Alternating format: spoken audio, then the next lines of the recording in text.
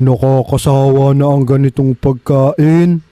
Nakakaumay na. Manong, may spaghetti ka ba diyang tinda? Nako, wala na, Tutoy. Mga panis na. Oh, tamang-tama. Andito Lex si Abudo. Ko, nakain na naman ah. Ay, wala talagang kabusugan ng hayop na ito. Oh, Abudo. Tingnan mo nga are kung anong nangyari dito sa spaghetting napakatigas. Oo, alam ko, eksperto ka sa pagkain, di ba? Wow, spaghetti. Favorite ko yan. Kahit matigas pa yan. What? Aray, ngipin ko nabungi. Oh, kita mo? Alam mong matigas, kakagatin mo.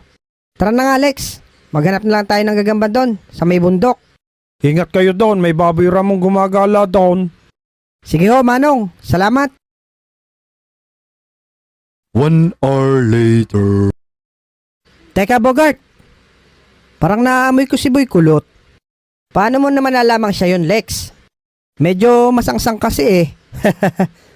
Saan naman kaya sumuot yung negrong yun? Teka, gumagalaw yung damo, Bogart, oh. Saan, Lex?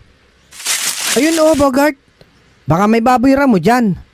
Baka yan yung baboy ramo, Lex. Teka, at babatuhin ko nitong spaghetting matigas. Tulog yan dito, Lex. Gagi, baka manghabol yan. Hindi yan.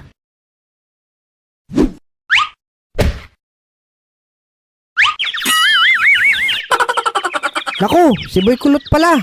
Kaya pala naaamoy ko. Naku naman, Boy Kulot.